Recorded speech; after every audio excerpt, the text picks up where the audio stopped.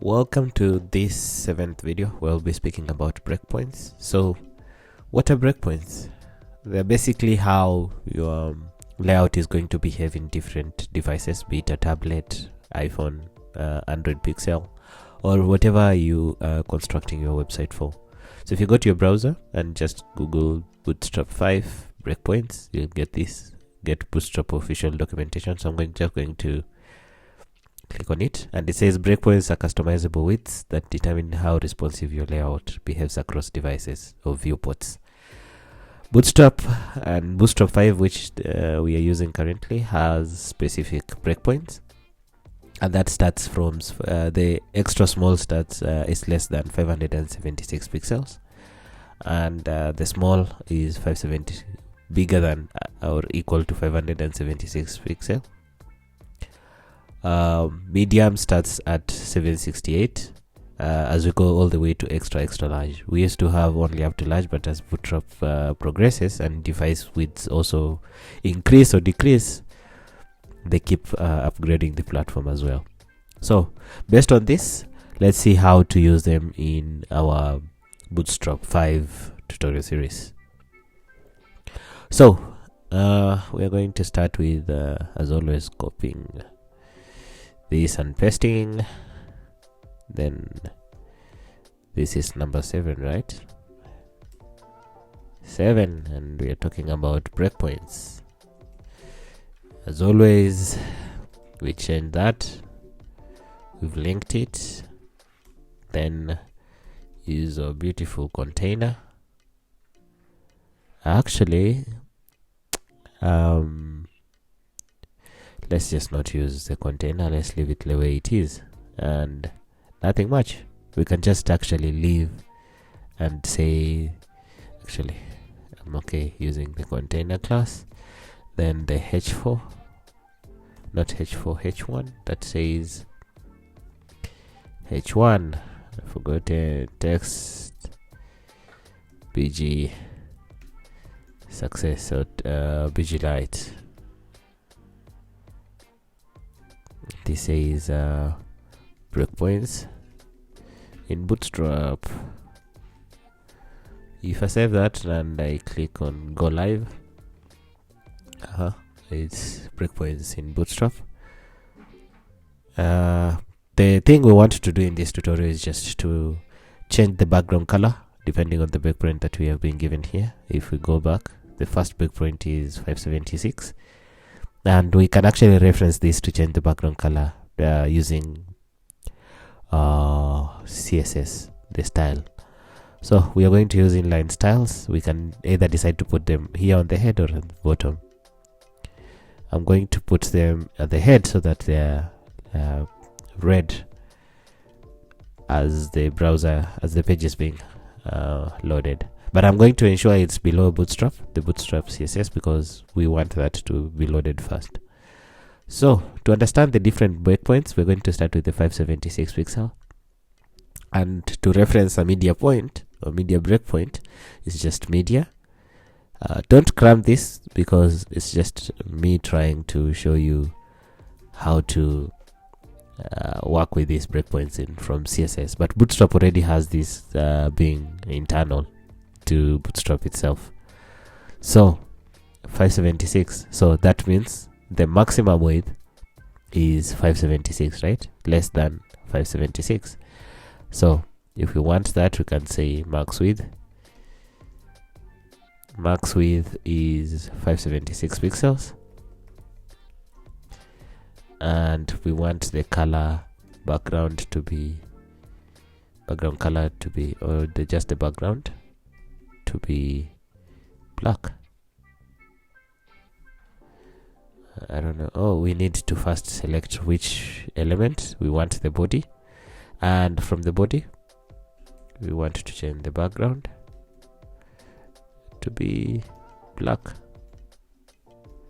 Okay, so if I go to that and then shift, remember we always inspect element, 576, this 320, you see the changes from whatever it was before, which is gray, to, if we keep expanding to 576, as you can see here, 576 pixels, boom, it changes. 576 is the last one, and then from 577 it changes back to another body color, background color that we choose.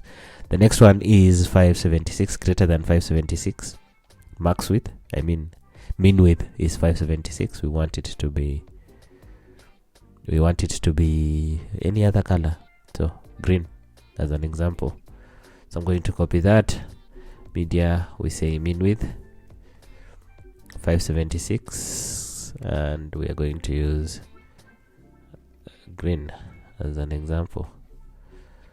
And if we go back, you see we've moved from black to green because it's all the way up, because we said mean width. But if I want to shift it to the next breakpoint, which is 768 pixels, I can just come here again and say mean width 768, because we want the minimum. 768, and we want it to be red. Boom. So if we go, so from the one we've learned, 568 is the maximum width. Mean width, it changes. That's the 576, that's the small breakpoint.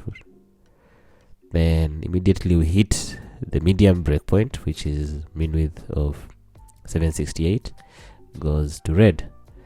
And we can do that with all the other, so that we can see. So large and extra large. For large, it's 992, and you don't have to cram this. I'm just showing you what it means to have media breakpoints. 992 pixels, yellow. Then the next one is extra large, 1200 pixels. This should be mean width. Even this one, mean width, and it's 1200 pixels. 1200 pixels. Then extra large, 1400 pixels. Copy this. 1400. So anything from 1400 is going to be a different color. So background color, this one is, we've not tried blue, and we've not tried gray. Okay, so we have all the breakpoints now. So starting from extra small, which is here, then we move to small, the color is there. Then after small is large. After small is medium, then large, then extra large. See, it's there. So that's how breakpoints work in CSS using the style inputs. But we can achieve the same result using Bootstrap itself, and that's where the breakpoints come in. And we can also just do this, so leaving it the same. I'm going to comment this, but you can use it if you want. So we remember, so it's back to the default. So if you want the black background in the Bootstrap, in the small breakpoint, BG, and then if there's an official documentation that also shows if you want to actually change. I think we passed through this in the different Bootstrap classes. If we remember, let me try and find it before we continue where we pass through it. Can't seem to find it, but that's basically how you should be able to apply all the different classes depending on the media breakpoint. But these classes, let me just and comment that these classes basically represented as, let me put a comment here that actually says, sorry, to put a comment, I'll do this. And so this is the Bootstrap XS, extra small. Then that's the breakpoint. Then the next breakpoint for this is small, and then this one is represented by medium, MD. Then this one is large, which is LG. Then extra large, or that's how it's represented if I'm not wrong. Extra large, yes, XL, not XLG. I was doubting the XLG. Then extra large, which is XXL. So ladies and gentlemen, that's what we have to understand about breakpoints. It just represents the different breakpoints, and if you're using Google Chrome, you'll be able to use this as the breakpoints here to just figure out how it behaves. There are different extensions for mobile devices, but the Chrome just comes with this, so no need to add any extension to it. So see you in the next tutorial, where we are going to learn finally about buttons. See you then. Bye bye.